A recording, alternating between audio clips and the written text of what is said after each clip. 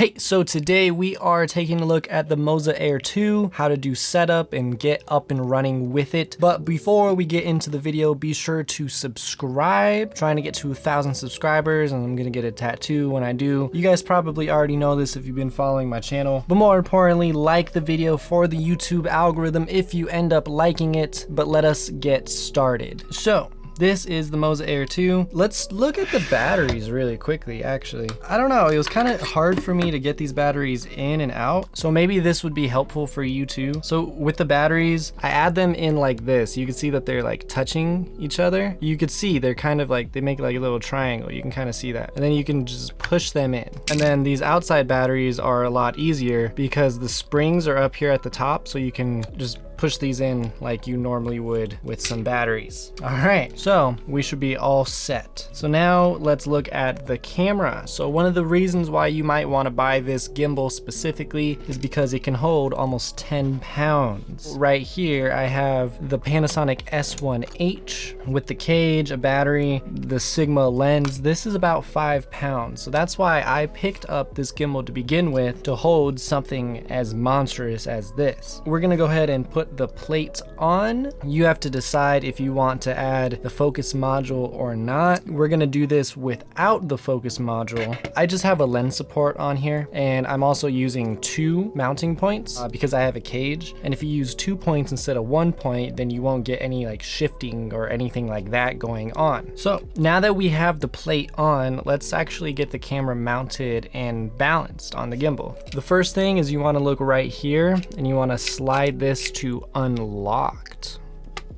Then you can just slide your camera inside. So you're actually not able to move the camera side to side on this plate because there's some electronics right here, so you can't slide the camera side to side. If you do need your camera to be more offset, then I would suggest getting a cage or an adapter. I'm sure that they make adapters. But yeah, so this first part, it literally just slides in because you're not doing any adjusting. So go ahead and just lock this quick release plate. Now we're gonna start doing some adjusting. So right here, there is the one and only lock on the gimbal. So we're going to just activate that. So now we don't have to worry about this axis for the moment. And you can see right away, it's not balanced. So the first thing that you're gonna wanna do before you do anything is make sure your gimbal is the way that it is gonna be when you are filming. So for me, I'm gonna go ahead and take out this screen because I know I'm gonna be needing the screen when filming. So make any adjustments, make it the way that you're actually going to use it before you start adjusting. So now, this is the first axis that I always do. You can see it is pushing way too far forward, so we have to loosen this and push it backwards a little bit. So now it looks like, well, it was. Okay, so now it looks like this axis is all balanced, so we'll go ahead and tighten that. Obviously, you don't want the camera to move or anything like that. So the next axis we're gonna deal with is this one. Same thing, you just have to slide it back and forth, mess with it a little bit. If it's too far forward, slide it backwards. If it's too far back, slide it forward. That looks pretty balanced to me. That one took about 2 seconds. We're gonna go ahead and balance this axis now. So we locked it before, so let's just unlock it. And you can see it's pretty bad.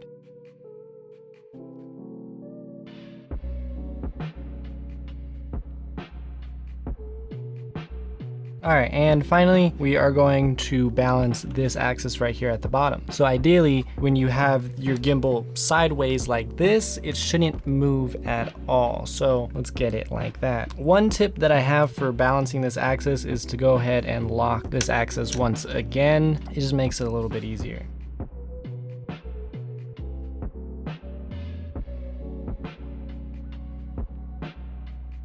All right, so let's go ahead and unlock this axis. And as you may notice, while you're balancing things, all of these different areas that you just balanced might become unbalanced. That's pretty normal, I would say. So just balance everything as you go. But after you make an adjustment here, you might need to readjust over here. It looks like everything is balanced. The way that I like to test that is if I can mess with my camera and position it like this, then I know that it is balanced. So let us finally go ahead and turn on the gimbal gimbal itself. You just press and hold the power button and boom, it looks like it's balanced. It's nice. So what we're gonna go ahead and do is calibrate it. So let's hold the FN button and it already starts tuning just like that. So it's gonna go ahead and do just a little dance and get all of the motors calibrated correctly. One of the benefits of having this gimbal specifically is that you don't need to connect it to the mobile app. A lot of gimbals you need to connect it to the app to calibrate the motors and stuff like that. This one, it's not necessary. You can do everything straight from the gimbal itself.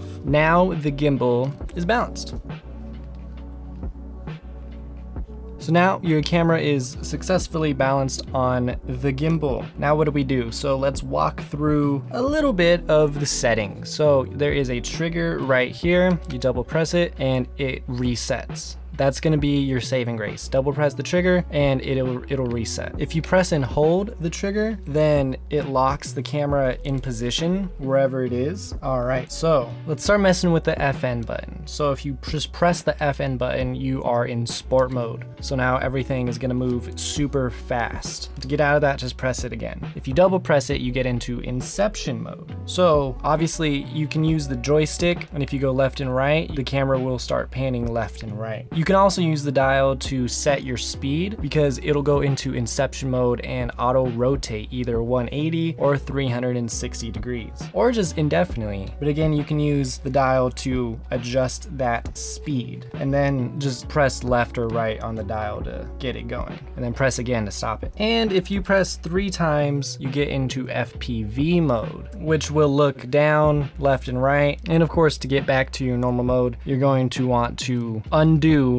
whatever it is that you press. So if you press twice again and it'll go back to normal. So now on to the M button. So this is going to control your dial right here. So the first few settings have to deal with using the focus motor, but eventually you will get to some different settings. So there are vertical arrows, horizontal arrows, and a circle. So the vertical arrows are going to let you control your tilt. The circle is going to be your roll axis, and then the horizontal arrows are going to be your pan axis. All right, so now this is the thing that really messed me up. I could not figure this out for the longest time. I thought this gimbal was useless because I just couldn't figure this out. So you might be asking yourself, what are the normal modes? So if you're using this, you'll notice that everything on the back of the screen, everything has an L next to it. Like you can turn, you can't do anything. The camera is locked, and that's exactly what the L means, is lock. So what you can do is use the joystick and reposition the camera. I thought that was about the extent of what you can do, but as it turns out, this gimbal doesn't have normal modes. It won't be in a pan follow mode. It doesn't say anything like that. That is all controlled by these L's. So with the joystick, you can click it. You're gonna click it once, twice, or 3 times, and that is gonna change either the tilt, roll, or pan axis. So if we just click it once, now the pan axis goes from an L to an F, and F means follow. So now the gimbal will actually start to follow your movements. If we click it again, that's the roll axis.